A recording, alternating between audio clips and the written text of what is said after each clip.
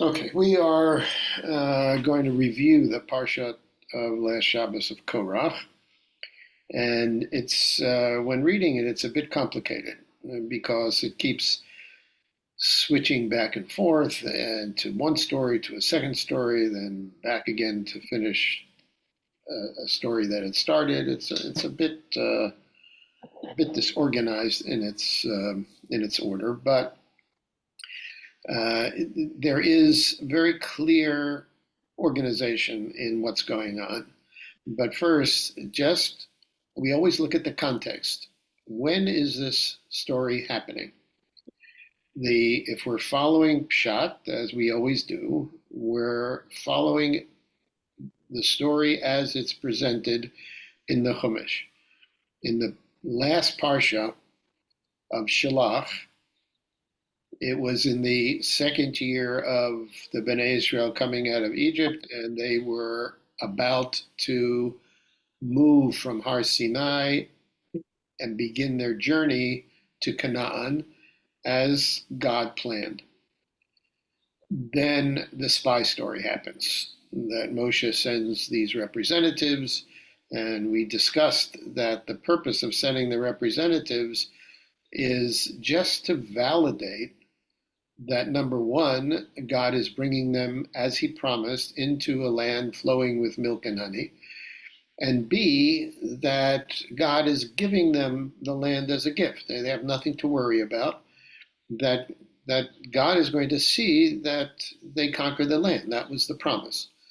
And he wanted this group of scouts to come back and validate both these things. And they did validate that the land is flowing with milk and honey. In other words, they said this is a blessed land. It's fruitful. They brought back a huge cluster of grapes, so big that they had to carry it on their shoulders. And presumably they brought back other fruits of Eretz Yisrael, like dates or pomegranates. And it was very clear that indeed it is a blessed land that God is bringing them into. But they then went to the second thing, and the second thing was not their business. Their second thing was, well, it may be a very blessed land, but we can't take it. There are fortified cities, there are giants, there's scary people there, and we just are not going to be able to take it. And then Caleb and Yoshua, in two different pronouncements, tried to tell the other 10 that they're mistaken, that God has promised the land, there's nothing to worry about. We in fact can succeed in conquering it because God said he's giving it to us as a gift, and he's going to make sure that we can conquer it, and which is all true, and that's the real story that Moshe was giving them. But both of them were unsuccessful at convincing the other 10, and then the 10 started spreading the word because remember they were leaders of all the tribes, the Nesiei Ha'edah. And so they started spreading the word into each of their own tribes that we can't take this land. So of course God gets very upset and angry at them and threatens to destroy this whole community, the whole Israelite nations, and start all over again. And Moshe, as he does, intercedes, and once again God relents. V'salachti kidvarecha. He relents and he said, "Okay, I'm not going to destroy all the people, but I'm not going to leave them off the hook. Uh, there are consequences to what they did. If they are unwilling to go up and take the land, then fine. Then all of them, this whole generation that I took out of Egypt, this whole generation will not go up to the land. They're going to die in the desert. And it's only their children who they were afraid of. They argued, oh, our children are going to be slaughtered by the enemy. Well, it's their children who are going to earn the privilege of going to the land, but it's going to take a few decades, 40 years or 38 years, whatever it is going to take that amount of time for this new generation to be educated and hopefully be inspired to do what it is that God said um, their purpose is, to cross over the Jordan and to conquer the land. And so that was the new plan, that this old generation is going to die and the children are going to be the ones who go in. Well, now we get to our parsha, and we see that there is a rebellion. Um, the other complaints against Moshe were not really rebellions to his authority. They were out of frustration and saying, let's go back to Egypt. We don't want to go in this desert. We're going to die of starvation. We're going to die of thirst. But it wasn't like a personal rebellion against Moshe. It was frustration and complaint. And Moshe handled it up to Bahalotra, where he couldn't handle it anymore. And we had that whole story about the 70 Zikanim who would help him out. In any case, but let's take that as the context. This generation was told, Korach's generation, that they're all going to die in the desert. So Korach gets together a bunch of people who say, we don't want that. We don't want this consequence. We don't want to die in the desert. We would rather go back to Egypt and live as slaves. And we want a new leadership. Okay, but now we have to go and analyze the Parsha and see what the complaints are and how each group had its own complaint. Although it's called Korach and his V'chol Adato, all his followers, each one had a separate complaint. So we're going to analyze the separate complaints and the basis for them. So there are three groups. There's Korach and two other groups. So the Parsha starts off, Korach, the son of Yitzhar, the son of Kahat, took Datan and Aviram, the sons of Eliav, and On, the son of Pelet, B'nai Reuven. So there's the second group, besides Korach and his own family, was Datan and Aviram, these two Reubenites from the tribe of Reuven. The third group is in the next pasuk. They rose up against Moshe. With them were 250 Israelite men, well-known community leaders who had been appointed members of the council. Now there's 250 of them, which means we're not talking about like the Nesiim, the leaders of each tribe, like the spies. These were leaders of each tribe. And when it's talking about the leader of the tribe in the Mishkan was bringing its own gifts to the Mishkan, these were tribe leaders, but there's only 12 of them. If it was only leaders of the tribe, it would be 12. Here we're told there are 250. And these are leaders also. So we'll have to figure out who these people are if they're not the leaders of the tribes. Okay, so we've got three groups, Korach, Datan and Aviram, and 250 Israelite men. Here is the one statement that Korach makes. This is the only time he spoke. He never speaks again. And he gives the rationale for this rebellion that he has organized. He's the organizer of this rebellion. That's why it says in the first pasuk, he is the one who took the other two groups towards his rebellion. And his argument is, you have gone too far, Moshe and Aaron. He is opposing both Moshe and Aaron and says, you have gone too far. What does that mean? The whole community is holy. Kulam kedoshim. All of us are holy, every one of them. And God is with them. If that's the fact, if all of us are holy and God is with us in the camp, why then do you set yourselves above God's assembly?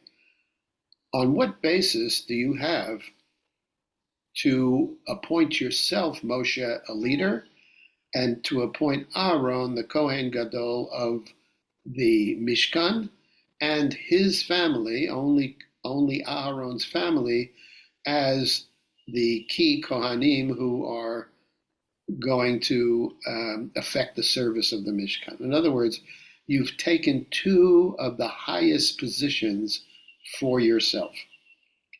Now, what's their argument? The argument is Kulam Kedoshim. We are all holy, and God is with us. So let's take this one sentence, and go back and see if we can infer what the basis of these three groups are. So let's take Korach first. So we're told that Korach is the son of Yitzhar, who is the son of Kahat, who is the son of Levi. Now, what's Korach's relationship with Moshe? He was a cousin. What was that? He was a cousin. He was a cousin because his father, Yitzhar, is Amram's brother, right? Amram is Moshe's father. Yitzhar is Korach's father. And so the two are brothers. And there's a third brother, but these are the two that are important. Okay, so Korach's argument is we are all eligible to run this Mishkan. We're all Levim, and Levim are all eligible to run the Mishkan. Okay, you, Moshe, I understand you are our leader. Korach was not rebelling against Moshe. Korach was saying, okay, I accept that you are the leader of the entire nation, but you have no right to appoint your brother in the same family as the Kohen Gadol, because I am the firstborn of your brother's family. I'm the firstborn in the next family of Yitzhar, of Kahat. So in other words, you should have picked me outside your family as the Kohen Gadol, and not be guilty of what we would call nepotism to appoint your own brother as the Kohen Gadol, because we're all equal. We're all kadosh. We're all equally qualified to serve in the temple. Okay, so that's Korach's argument. The Korach's argument is focused specifically against Aaron. Okay, so now we have the second group, Datan and Aviram, who are Reubenites. Okay, so what's their argument? Their argument is we're Kodesh also. We are the firstborn of the 12 tribes of Yaakov, right? Reuven is the firstborn of Yaakov. As the firstborn, we also are Kodesh. What do we know about the firstborn? The firstborn should be the one who takes over the family. In other words, Reuven should have been chosen by Yaakov to lead the other brothers.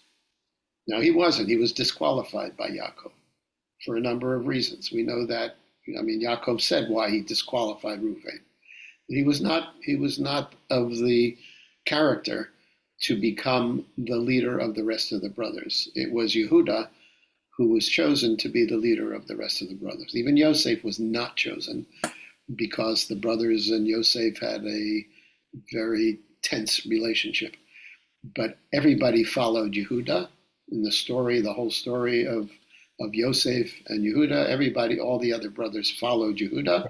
Yehuda is the natural leader, and Yaakov chose Yehuda to be the leader. But here, Datam and Abiram say, we really are the genuine leaders of all the 12 tribes, not you, Moshe. Their argument was against Moshe. Their argument was not against Aaron.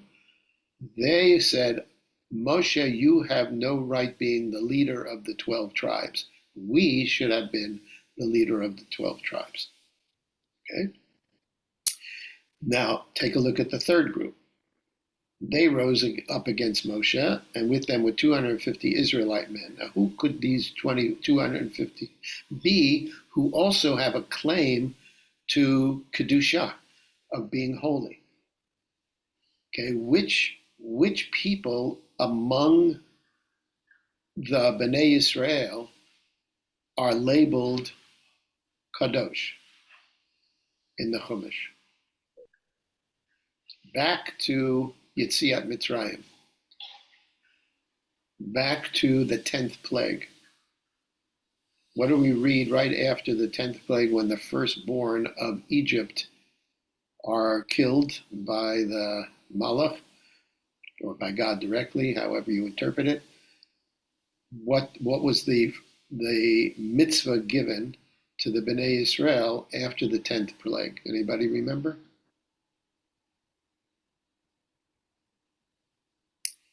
It's repeated later on as well. But the mitzvah is one, actually we wear it in our tefillin. Kadesh li kol bachor, peter kol rechem b'vnei Israel. Kadesh li, sanctify to me, make kodesh, the firstborn of every family. Firstborn of every family. Kadesh li kol bachor, peter kol rechem. So these 250 were of apparently elite families within the tribe, and families who considered themselves kadosh because they were firstborn of leadership families, well-known community leaders, and they labeled themselves as the leaders of the tribes because they come from elite families within the tribe, and they were firstborns. So the firstborns had the same argument as Reuven, is that Reuven said, we should have been chosen to be the leaders of the family. That's why their argument was against Moshe, who should not have been the leader. And here, the firstborns are saying, we are the ones who are kadosh and not the Levim. If we are sanctified because we're firstborns, we should be the ones to work in the Mishkan, in the Mishkan and later the Mikdash, and not the Levim. Levim were not born Kodesh. We were born Kodesh. Okay, so what they're rebelling against is the whole tribe of Levi. And they said that we should replace the whole tribe of Levi because we are the firstborns who God says, Kadesh li kol bachor peter kol rechem b'vnei Yisrael. They are sanctified to me, Kadesh li. They're sanctified to me, and therefore they're the ones who should work in the Mishkan and not the Levim. So the assumption of all three groups was that Moshe had organized the organization of the Bnei Israel. He took for himself the leadership of Am Yisrael. He took for Aaron the exclusive leadership of the Kahuna, and he took for Levi, his own tribe, Levi, the work in the Mishkan. The only people who worked in the Mishkan to take it apart and put it together and carry it were the Levim. And the 250 firstborn said, we should have that privilege, not the Levim. Now, what do we know? What do we know from the Torah? Why weren't the firstborn in fact, sanctified and the ones who were supposed to work in the Mishkan. The Torah itself tells us.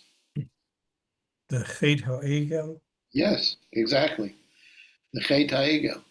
Because what happened in the Chet HaEgel, the only group that supported Moshe was the Levim, his own tribe. The firstborns did not step up. If they were leaders who saw themselves as having the responsibility of supporting God because they were sanctified, they should have stepped up and said, we should not be serving this golden calf. And it's our responsibility to take care of those who have strayed and are serving this calf. And they didn't. They didn't. They didn't stand up. They didn't join Moshe. They were part of those who served the golden calf. So God Himself says, right after this whole debacle of the golden calf, God Himself says, I am taking the tribe of Levi who did step up when Moshe called for those who are on God's side. They're the only ones who did step up. I'm taking them in place of the firstborns. It really should have been the firstborns. And yes, Kadesh Li Kol Bechor meant they were sanctified to work in the temple, in the Mishkan. But God says, I'm removing that privilege. I'm removing that status from the firstborns because they didn't step up, and I'm giving it to the Levim. And that's explicit. This is not a medrash. This is not, what we're trying to reconcile. God Himself says that the tribe of Levi is chosen by Him to serve in the Mishkan and not the firstborns. We have to redeem the firstborns because they can't serve. They're not serving. Okay, so God Himself said, the 250 don't have an argument. They did in the beginning, but because of what they did, they lost the privilege. And God said, I'm exchanging the firstborn for the tribe of Levi. Now, what about Datan and Abiram? What's their assumption? We're better than Moshe because we're from the tribe of Reuven, which is the firstborn of Yaakov. Levi is the third, Reuven, Shimon, and Levi. And therefore, he should not have the power of leadership. But what's their mistake? According to the text, who chose Moshe to be the leader of the Jewish people? Hashem. Hashem. Very simple. From the very beginning, God chose Moshe. It's not Moshe choosing himself. And Moshe is going to argue, and it's not me choosing Aaron. God chose both me and Aaron. So why are you complaining to us? If you want to complain against God. That's what He's going to say in His response because He understands what they're saying. So one more thing until we get to Moshe's response. Why is Korach wrong when he says the whole community is holy and therefore the whole community is eligible? Where does he get the notion that the whole community is holy, number one? And where does he get the notion that God is with them? On what basis? In the text, in the experience that the Bnei Israel had. If you were trying to explain Korach, how can you support his notion that the whole community is holy, every one of them? Well, one thing that Rav Soloveitchik had said was that it's true that every Jew in the Am Segula has a basic Kedusha, and that's equal among all people, but that after that, there's a level of Kedusha that each person develops, a spiritual level and not everyone is equal. Good. Okay, that's the important point. In other words, what Korach's big mistake and all of his group, their big mistake is thinking that because God said at Har Sinai, I'm choosing you to be Am Segula, Mamlechet Kohanim V'Goy Kadosh. I am choosing you to be all Kohanim, all equal, and a holy nation. So Korach is using that line as his argument. And secondly, what did God say about the sanctuary? Build me a sanctuary, v'shachanti bitocham. My presence will be among all the Israelites in the Mishkan, in the camp. And so Korach said, you see, God is with us in the camp equally. Everybody is under God's presence, and everybody is holy.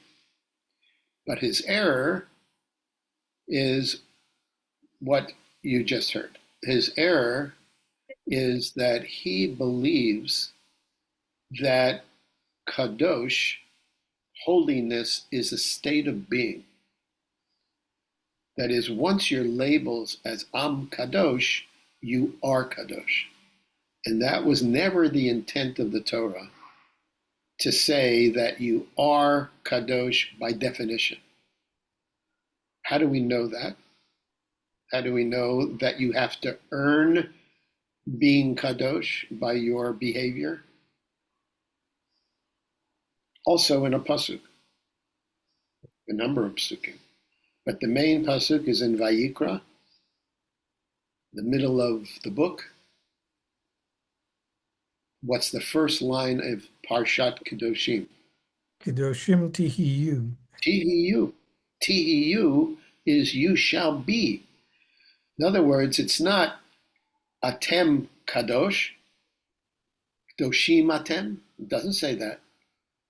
It says kadoshim tihiyu. You are to be kadosh. To work at it. But it also Okay. it also says that the people are am kadosh, meaning you have the potential. God has chosen you to be mamlechet kohanim v'goy kadosh. You have that status, the potential of being kadosh. But kadoshim tihiyu, you have to earn it. You have to become kadosh. Now, Korach's argument is we don't have to become anything. We are by definition. Therefore, we are all equal. The whole Israelite nation is by definition Am Kadosh. And Moshe was arguing is you made this major mistake. And that's what the Rav was pointing out, is that Kadosh is not a state of being. You're not labeled that, and that's where you remain. You are potentially an Am Kadosh. Remember, when did God say this?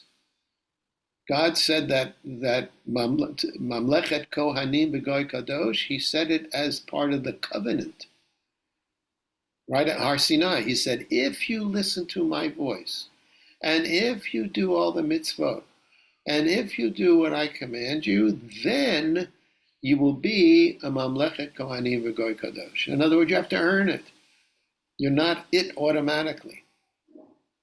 And then it makes it very clear when God says, and two places, Kadoshim Tihiyu Ki Kadosh Ani Hashem. What? Gerald? Do you have a comment, Gerald? No.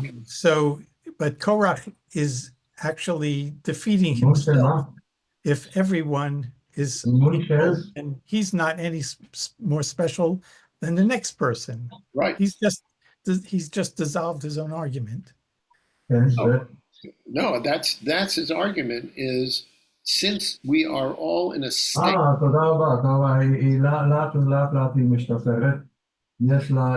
think you're able to mute people. Gerald, your voice is on. I don't know if you're talking to us or not. כן, עד סוף יולי. Okay, anyway, so no. So in other words, Yeah. Korach's argument is not dissolved. Korach's argument is based on the notion, the כן, כן, function כן. that the whole community is holy. ודאי, היום הייתה בהליכה. Gerald, turn off your sound, please. His argument is the whole community is by definition kadosh, therefore we are all equal, and why did you appoint yourself above everybody else? His argument still stands if he defines kadosh that way. The Torah, on the other hand, and what Moshe is going to try to convince them, is that the Torah does not say that automatically everybody's equal and everybody's kadosh. The Torah says that the status of Kedusha has to be earned by listening to God, by doing mitzvot, by listening to what God wants. And that's what they're not doing. Because if you listen to God, you would know that God said, I'm appointing Moshe.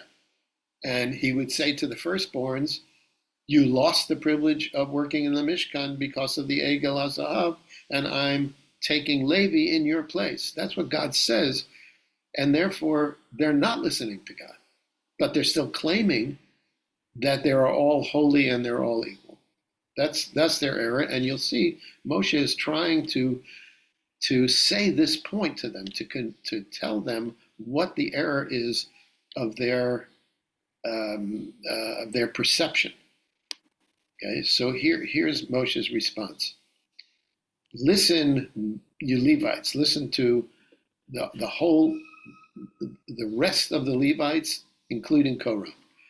Isn't it enough for you that God of Israel has separated you from the rest of the Israelite community?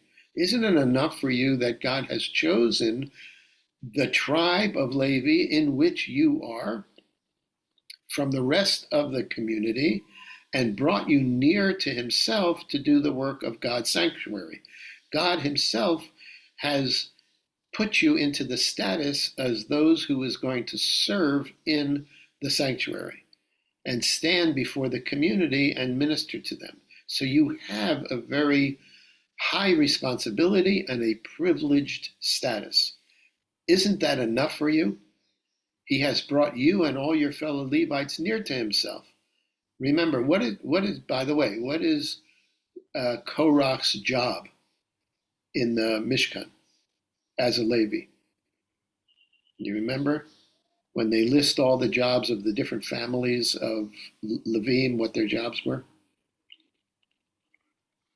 So, Korach's job, he had the best, the most holy job, and that is to carry his family, had to carry the vessels in the Kodesh and the Kodesh Kodashim. He had to carry the ark and the table and the menorah and the golden incense. All of that was inside the Mishkan, and his family, had the privilege, the highest privilege of carrying these articles on their shoulders. You weren't allowed to put them in a cart. You had to carry them on your shoulders. And so he had the highest position of the Mishkan. And Moshe said, isn't that enough for you?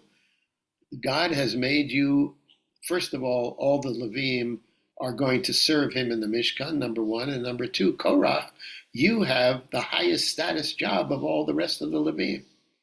He has brought you and all your fellow Levites near to himself, and now you're trying to get the kahuna also.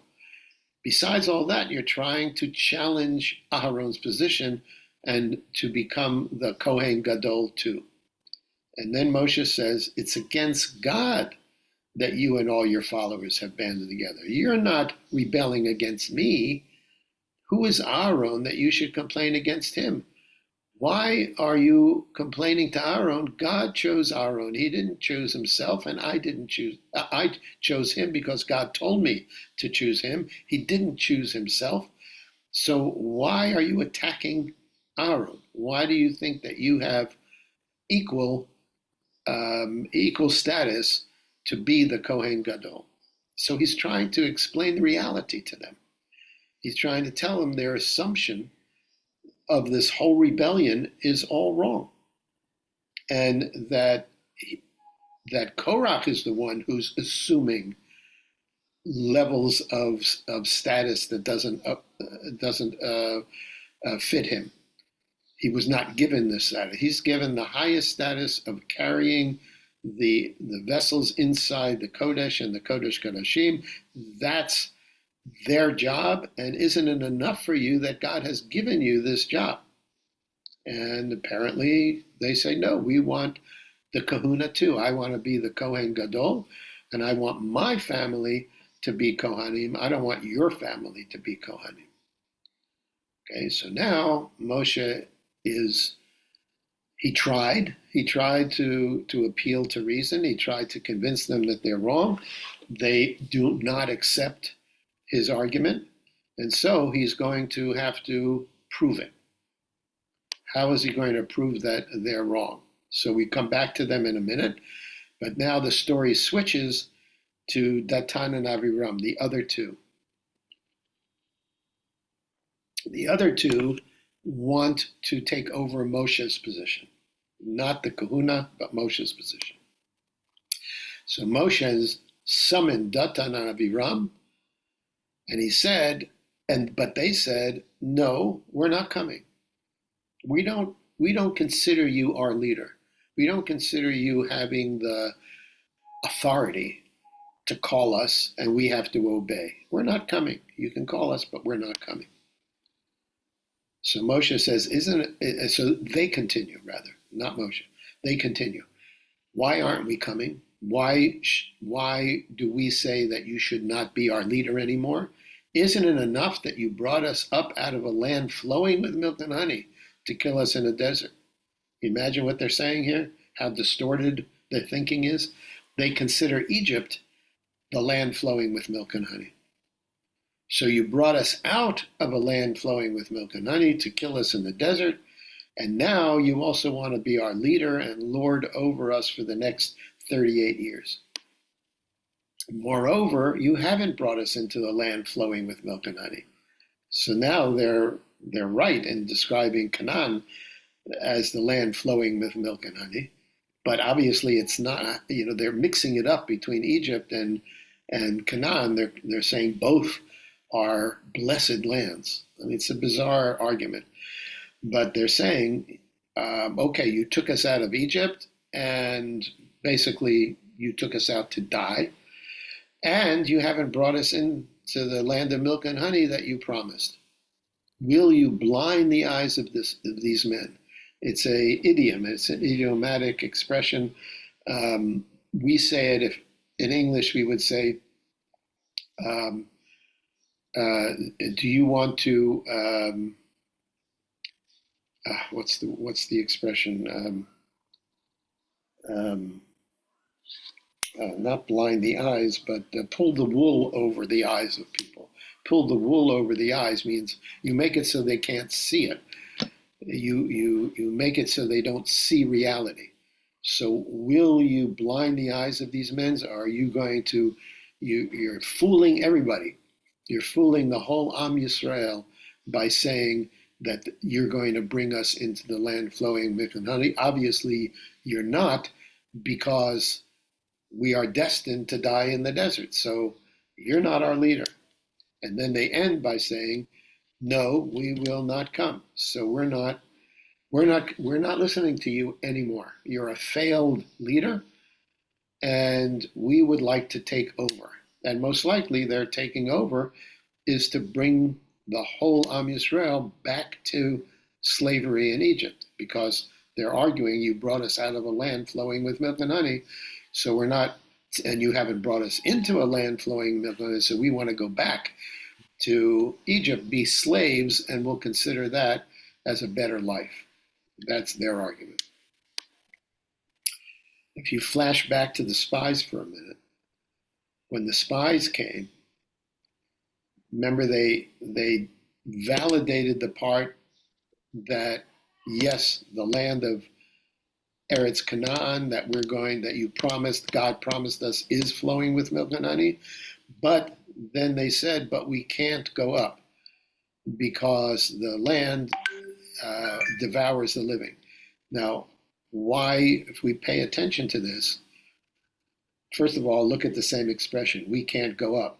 Lo aleh is the same as Datan and Abiram said. Lo aleh, we're not coming up to you. And just like the 10 spies says, we're not going up to the land. He uses the same expression to associate it. But the argument of the spies was not against Moshe. The argument of the spies was actually just strictly against God by saying, I know God said he's going to give us the land. We don't believe it. We can't do it, so we're not going. But they didn't rebel against Moshe, but Datan and Abiram did rebel against Moshe. Okay, so now Moshe is going to set up a test. A test is supposed to prove Moshe right and the 250 wrong. So how are you going to do that? It's not by argument, it's not by logic, it's not by rationality. They're not listening to any of that. So he's setting up an experimental test that is to prove to them that Moshe is right, that Aaron is the one that God chose to minister, and not the 250 firstborns. So Moshe says to Korach, you and all your followers are to appear before God tomorrow, that's at the Mishkan. You and they and Aaron. Now each man is to take his censer, a fire pan that has coals in it, and put incense on the coals and present it before God. Now, who is to do that? The only person to do that is Aaron. No one else is allowed to take a censer and to put incense on it. It is the avodah of the Kohen Gadol. So Moshe says, you all believe you can be the Kohen Gadol? So fine. So do what he does uniquely. That is, take your censer, put the hot coals in it, and put incense on it, and bring it to the Ohel Moed. So the 250 took their censers, and he's talking to Aaron, to Korach, Korach, and Aaron is to present your censers also. So 250, Aaron and Korach are to present their censers at the entrance of the Mishkan. So each man took his censer, put fire and incense on it, and stood with Moshe and Aaron at the entrance to the tent of meeting.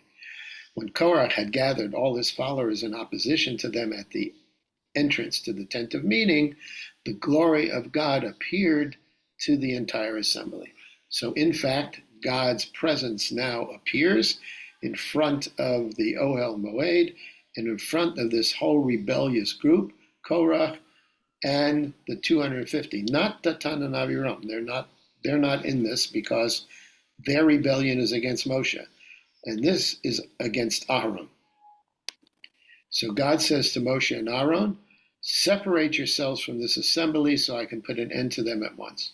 So God said, don't have to do anything anymore. Just move away, and I'm going to get rid of all of them. I'm going to kill all of them. And Moshe and Aaron fell on their face. In other words, they're crying out to God. And they said, oh God, who is Elohei HaRuchot L'Kol, all of mankind. Remember, God, all of human beings are Tselem Elohim. All of human beings have a part of divinity in them. Will you be angry with the entire assembly when only one man sins? Is it fair that you should punish everybody who is convinced by Korach and joins the rebellion when in fact they wouldn't have if it wasn't for Korach inciting them? In other words, it's not fair. These are people who are just followers, and to kill them and equally with Korach and the 250 is just not fair. Who had that argument previously? Who gave that argument also? Abraham. Abraham says with Sodom. I understand that all of Sodom, the evil people, deserve to be killed by you, but okay. However, what if there are some innocent people there? You can't just kill everybody and along, even if there are innocent people who only join in because they're following the leader, and really inherently they're not rebellious, or in the Sodom, inherently they're not evil. They're not evil like all the rest of Sodom. They're okay, but they're part of the community. They live there. So Abraham said it's not fair to do that. And then they have this whole dialogue and so forth and so on. And of course, God ends up by saving the only innocent people, which is Lot and his family. Everybody else, there are no other tzaddikim, only Lot and his family, and of course they're saved. So God is not destroying the innocent with the guilty. So here, Moshe is using the same argument.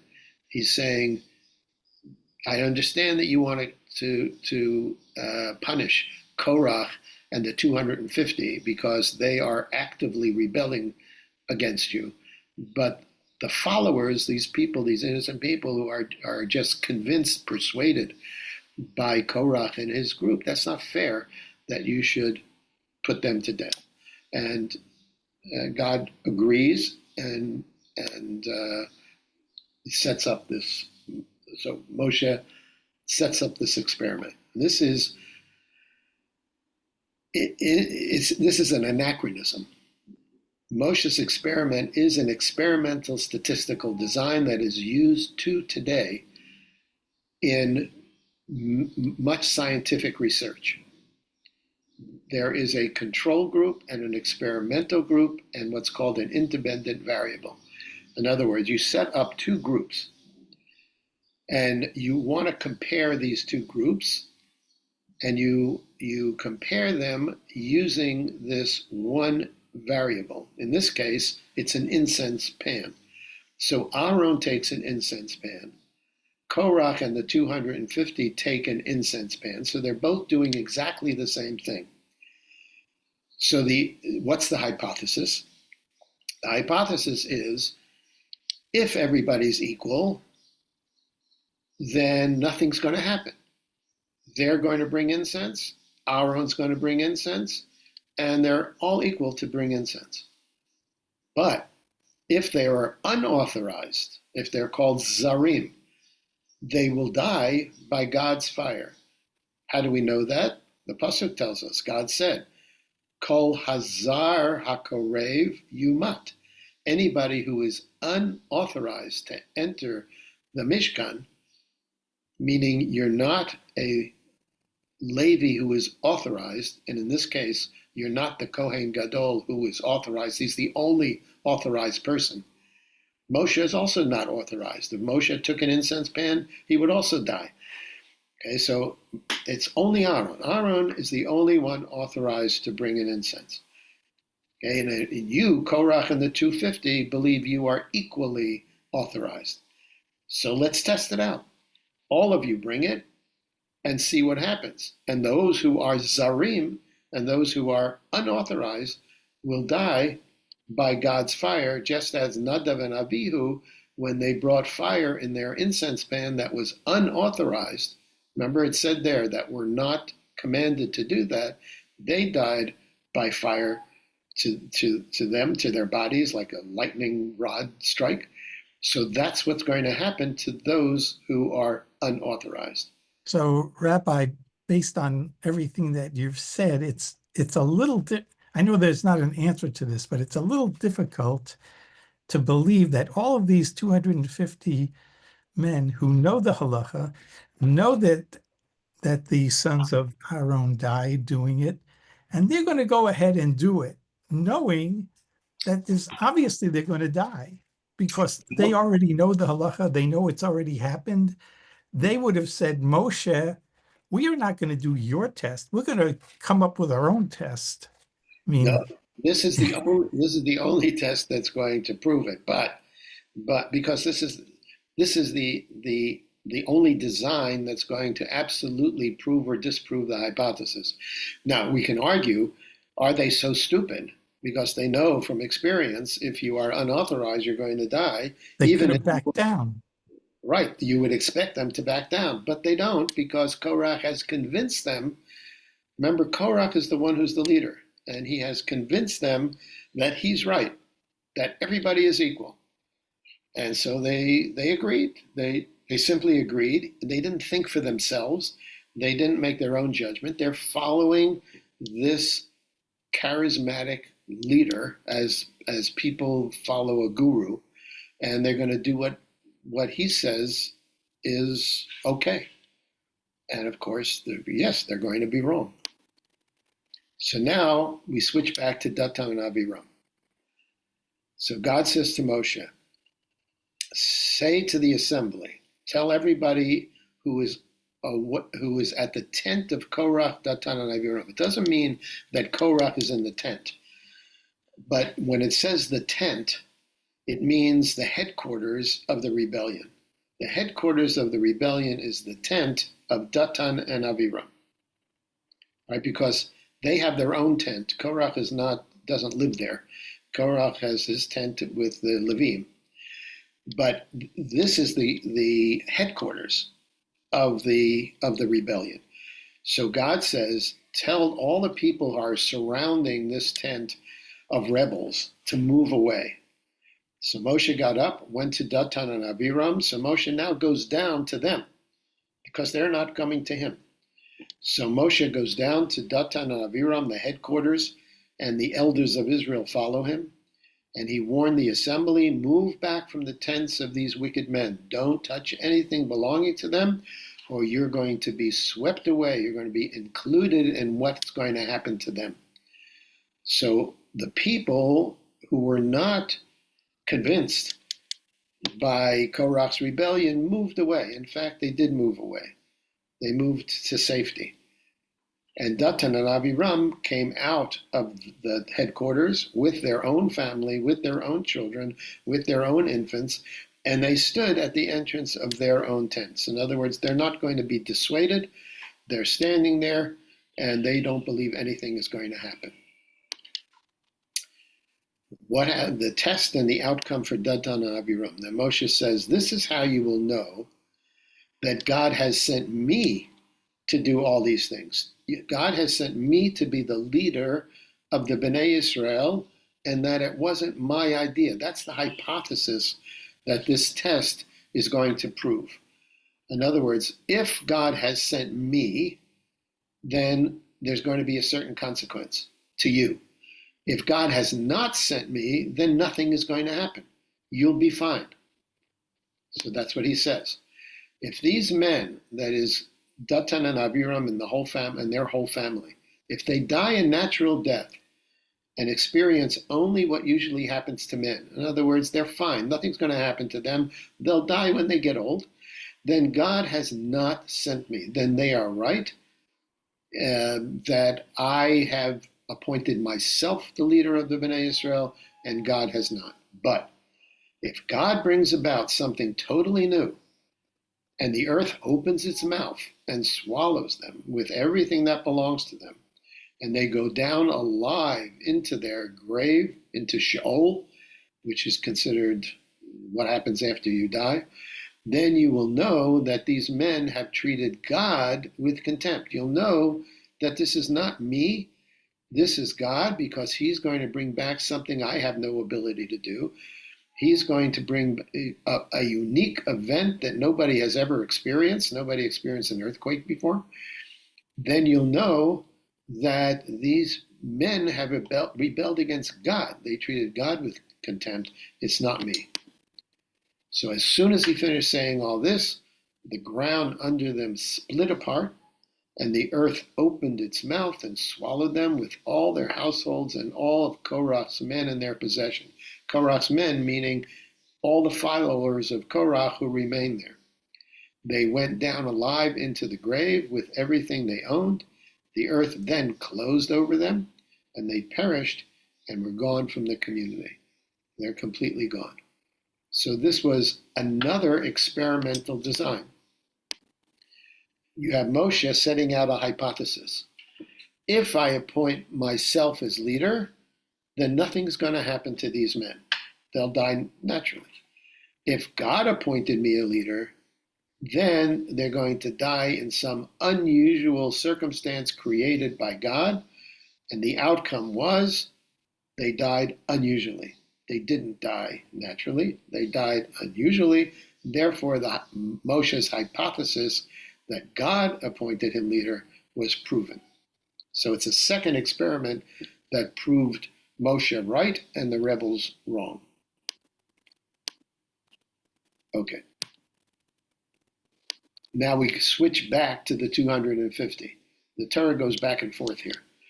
A fire came out from God and consumed the 250 men who were offering the incense. What happened to Korach? Well, here there's a contradictory description. Here it says the earth opened its mouth and swallowed them along with Korach, whose followers died when the fire devoured the 250. Now, different people read this pasuk two different ways. One reads it as being a contradiction, that Korach, remember, he was told to take his pan with the 250. So he's with the 250 that died by fire. And the pasuk says the earth opened its mouth and swallowed them along with Korach, whose followers 250. And it assumes that Korach died in the earthquake. Okay, but that's not the way you need to read it. You can read it that these two things happened simultaneously. That's why the story switches back and forth. And in other words, the moment that the Datan and Abiram and all the families that remained there went down in the earthquake, at the same moment, Korach and his 250 died by fire at the Mishkan. So the two happened simultaneously. So read the pasuk again. The earth opened its mouth and swallowed them, along with Korach, whose followers died when the fire devoured the 250 men. In other words, both things happened simultaneously. And they served as a warning sign. But the Torah says the line of Korach did not die. Apparently, his own sons did not join the rebellion. Now, how do we know that the sons of Korach didn't die? They lived to write Tehillim. Exactly. We have Tehillim, Livnei Korach, Mizmor Livnei Korach. Right? So in other words, Korach's descendants were still alive and they still served as Levim in the Beit HaMikdash. They didn't join the rebellion, and so his descendants remained alive. But he and apparently his wife and whoever else died in these two events. So here's the summary. So you have 250 community leaders and Korach. Okay, and you have a second set, Datan and Abiram, and members of Korach's rebellion. So two different sets. The claim of the 250 and Korach was for the priesthood. They wanted Aaron's position. Against whom? It was against Aaron. The reason? Kulam Kedoshim. We are all holy. We have equal spiritual eligibility. And we and Aaron are equally qualified to serve in the Kodesh Kodashim. And that's their claim. The location of the test is at the front of the Ohel Moed, and their punishment is that they are consumed by fire because they are considered unauthorized. Unlike what they believed that they were equally authorized, in fact, they were unauthorized. Aaron was the only one who remained alive because he was the only one authorized. On the right-hand side, you have Datan and Abiram, and their claim was for political leadership. They wanted to displace Moshe and take over the leadership because they were from Reuven. And the reason, because they felt Moshe was a failure of leadership because he took them out of Egypt where they could have survived, and he didn't bring them into the land flowing of milk and honey, so he's a failed leader. And this took place at the headquarters of Korach, Datan, and Abiram, and their consequence was they swallowed by the earth. Okay, so everybody see the organism. The way it's presented is, going back and forth and back and forth. It's a bit complicated, but here I think is an easy way of seeing the groups, what they wanted and what happened to them. Okay, now something interesting happens. The next day, the whole Israelite community grumbled against Moshe and Aaron and said, listen to this, you have killed God's people. You imagine that? They saw both of these experimental design things. It's black and white. You can't make a mistake. But they did. They came back and they said to Moshe, they grumbled against him, they continue a rebellion, and they said, you killed these people. Now, how is that possible? How could they say, you killed Korach and all his people, and Datan and Abiram and all his people, you killed them? Why? Remember, the Bnei Israel never have gotten beyond seeing Moshe as doing everything. From the time of the 10 plagues to the time of Kriyat Yam-Suf, no, Kriyat Yam-Suf was the one exception.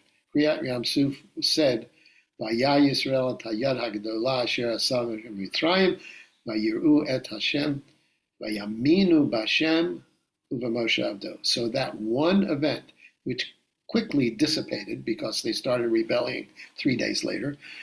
But other than that one event, the Bnei Israel were unable to connect to God, and they believed that everything that Moshe did is because he's a magician, like the Egyptian magicians.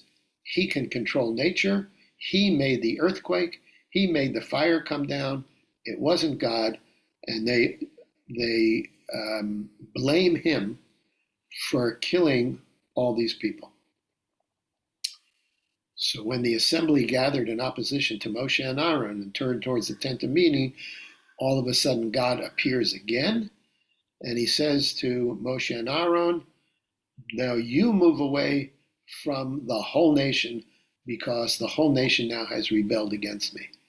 And Moshe and Aaron again fall on their faces, and they said, we've got to somehow save this people again. So Moshe says, take your censer, put incense in it, along with fire on the altar, and hurry to make atonement.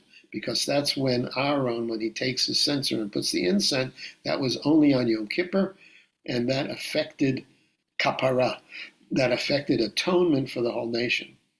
So Moshe says, I know it's not Yom Kippur, but take this and effect atonement because God is already starting to destroy the people. And some of the people started to die. So Aaron did as Moshe said and ran into the midst of the assembly. The plague had already started among the people, but Aaron offered the incense between those who were dying and those who were still alive. He stood between the living and the dead, and the plague stopped. But not before 14,700 people died from this plague, in addition to all those who died because of Korach in these two experiments. Then Aaron returned to Moshe at the entrance of the tent of meeting, for the plague had stopped. So 14,000 aside from all the rest, we don't know their number. I mean, we know the 250, we know Korach, we know Datan and Aviram and his family. So maybe another 300, so maybe 15,000 people died from this rebellion. But why did people die here? Because they didn't learn the lesson. They're still blaming Moshe. They didn't understand either of these experiments. It didn't make any difference to them. They said, Moshe, you're killing the people. Probably Korach and his people are right, and you're punishing them. Remember, by the way, that both of these experiments of the incense and the earthquake, they were Moshe's idea. God did not say to do that. God didn't say. Moshe did it on his own, and Moshe called on God to support him, which God did in both cases because it was right. But God did not tell Moshe to do these things. Moshe did it himself, and so the people didn't hear God tell Moshe to do these, and therefore they blame Moshe for killing all these rebels. Then there's one final experiment. God says to Moshe, now God is the one who is going to design this last experiment. Speak to the Israelites, get 12 staffs, one for the leader of each of the ancestral tribes. Write the name of each man on the staff. On the staff of Levi, of the 12, write Aharon's name, for there must be one staff for the head of each ancestral tribe. So I'm making Aaron, being the Kohen Gadol, the leader of the tribe of Levi, and then each of the Nesiim should have their name on the other 11 tribes. Now, what's the difference between God's experiment and Moshe's experiment? God is going to do something positive. God is going to not try to prove something by punishment, because he sees if there's punishment, they're going to blame Moshe. So he's going to do something that has nothing to do with punishment. It's going to be a new experiment that God is telling Moshe to do, and the people hopefully will finally see that it's God who chooses Aaron to be the Kohen Gadol and his family to be the Kohanim. So he place them in the tent of meeting in front of the Edut. Edut means testimony. These staffs are going to be the testimony. The staff belonging to the man I choose will sprout, and I will rid myself of this constant grumbling against you by the Israelites. I am going to make this staff sprout, and because it's all made of dead wood, a staff is made of dead wood. There's nothing if you plant a staff, nothing is going to grow from it. But God is going to miraculously make Aaron's staff sprout, bloom as if it was alive. So Moshe spoke to the Israelites. So he told them, God told him to do this. He's not doing it on his own. And their leaders gave him 12 staffs, one leader for each of their ancestral tribes, and Aaron's staff was among them, and Moshe placed the staffs before God in the tent of the testimony.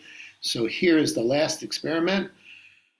Aaron's staff is the independent variable. Aaron's staff is the one that's going to change, is the one who's going to show the choice. The other 11 staffs are going to stay the way they are. Okay? This type of an experiment is called analysis of variance in statistics. So you have 12 staffs. They're all placed in the same place at the same time, in the same soil, and everything is exactly the same. The only difference is Aaron's staff, and that's the one that's going to determine who is being chosen. Okay, and what happens, what's the consequence? Aaron's staff blossoms, which means God confirms Moshe's claim that Aaron is chosen by God and his sons are chosen by God to be a Kohanim, and not Korach and not anybody else. So the outcome, the next day Moshe entered the tent, saw Aaron's staff, which represented the house of Levi, not only sprouted, but had budded and blossomed and produced almonds. Almonds is a shekediah. Why particularly almonds? What's the symbolic message of shekediah? Symbolically, this is a symbol of why the house of Levi is chosen and not the firstborns. Because shekediah, the root of the word, means zeal. It's called shekediah because it's the first tree out of zeal, as it were, on Tu B'Shvat, to start producing flowers and almonds. The first one that blossoms on Tu B'Shvat. So it's called a shekediah, the one who has zeal. And it's because of the house of Levi showed their zeal at the Egel HaZahav that God has chosen the house of Levi to be his servants in the Mishkan. So it's a intentional symbol by being an almond blossom to tell the people the truth that Levi is chosen by God because of their zeal when they were called upon to attack those people who served the Egel Hazahav. So Moshe brought all the staffs from God's presence. They looked on them, and each man took his own staff. And God says, "Put back Aaron's staff in front of the testimony, to be kept as a sign to the rebellious. This will put an end to their grumbling against me." This is a very important line, and I put it in yellow because I want you to remember this fact next week. We're going to talk about the next major event that happens, and this staff is going to play an important part in that event. So Moshe is told to take Aaron's staff, put it in the Mishkan in front of the Ohel Moed, and it is to be symbolic of this whole rebellious experience. And when the people see this staff, it's to remind them that Aaron is the appointed Kohen, and Moshe is appointed leader. And God says when they rebel again, he knows they're going to rebel again, show them the staff, and this will quell their rebellion because they'll realize that Moshe is their leader, they have to follow him. Aaron is their Kohen, they have to follow him. So Moshe did just as God commanded him, and they put Aaron's staff in front of the Ohel Moed. So what are the lessons in this whole thing? The Bnei Israel learned on Har Sinai that Moshe is the authorized representative of God's teaching. Remember the whole event at Har Sinai, when God started speaking and the people said, "Oh, we can't take this, tell God to stop, we're going to die." Moshe, you become God's spokesman, we'll listen to you. Everything, kol asher diber Hashem na'aseh, and whatever you tell us that God said, we will do. So they validated their initial confirmation that Moshe is the authorized representative of God, and all these events validated that. The people cannot perceive God directly nor expect to see an image. That's what they learned. They cannot survive such contact with the ultimate God, the Kadosh.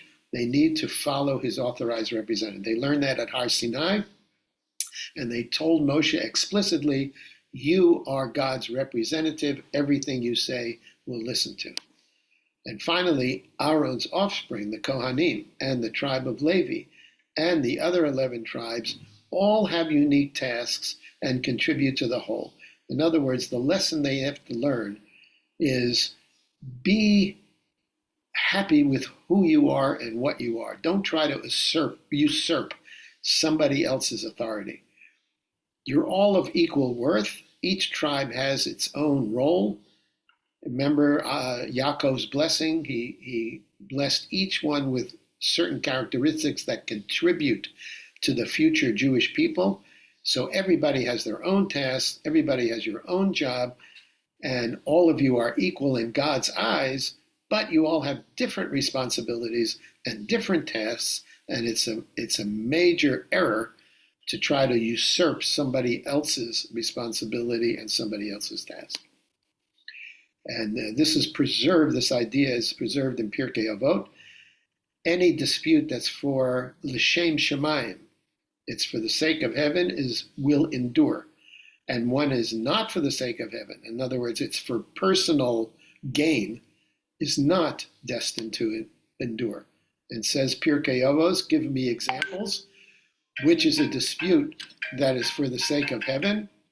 The dispute between Hillel and Shammai. When Hillel and Shammai disagree, so that's fine. They're disagreeing l'shem shamayim. They say, this is how we see the halacha. And the other says, no, this is how we see it. But either way, they're not doing it for personal reasons. They're doing it because that's how they understand God's commandment. So that remains. That remains in the Mishnah, and that's going to remain in the Talmud, and that's going to remain in the codes of law. All of that is a dispute for the sake of heaven. Which is a dispute that is not for the sake of heaven? It's a dispute of Korach and all his company. So it's not dissent or dispute which is discouraged. In other words, one can dissent, one can criticize, one can say, I don't understand, or I think this way and you think that way. That's fine, but the intent of the dispute is the issue.